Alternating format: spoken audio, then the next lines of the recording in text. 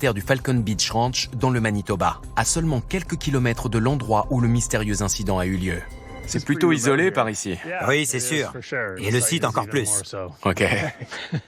Non seulement il a étudié en détail l'affaire du lac Falcon, mais il est aussi probablement l'une des seules personnes au monde à pouvoir me guider en hiver jusqu'à la prétendue zone d'atterrissage. Donc vous m'emmenez où exactement? On va aller dans un lieu qui se trouve à quelques kilomètres au nord-est d'ici. C'est une zone très sauvage. D'accord, allons-y. Nous n'avons que quelques kilomètres à parcourir vers le nord-est, mais le terrain est difficile même en motoneige. À cette période de l'année, les températures sont négatives. Les marécages profonds et les rochers pointus sont recouverts par 1 mètre de neige. Sans un guide chevronné, ce voyage serait impossible.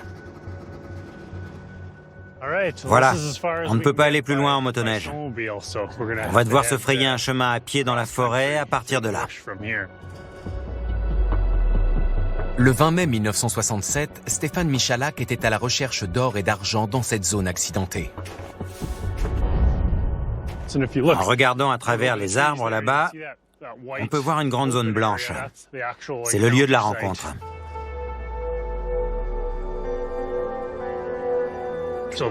C'est le lieu sur lequel Michalak était assis et c'est là qu'il a vu ces 2 objets en forme de cigare dans le ciel. Un des 2 s'est posé et l'autre est resté en vol stationnaire pendant 1 minute ou 2 et il est parti. Au départ, il est resté ici avant d'avoir le courage de s'approcher. Michalak n'en croit pas ses yeux. Il sort alors son carnet et commence à dessiner l'objet. Il a cru entendre des voix venant du vaisseau. Et c'est pour ça qu'il a décidé de s'approcher un peu plus. Donc il a vu le vaisseau se poser par ici. Ici, oui.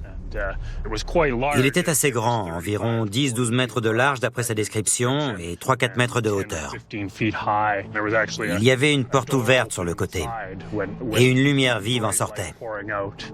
Et il s'en est approché? Il s'en est approché et il a regardé par la porte. Qu'est-ce qu'il a vu? Des sortes d'écrans de lumière, mais il n'a rien vu, ni personne.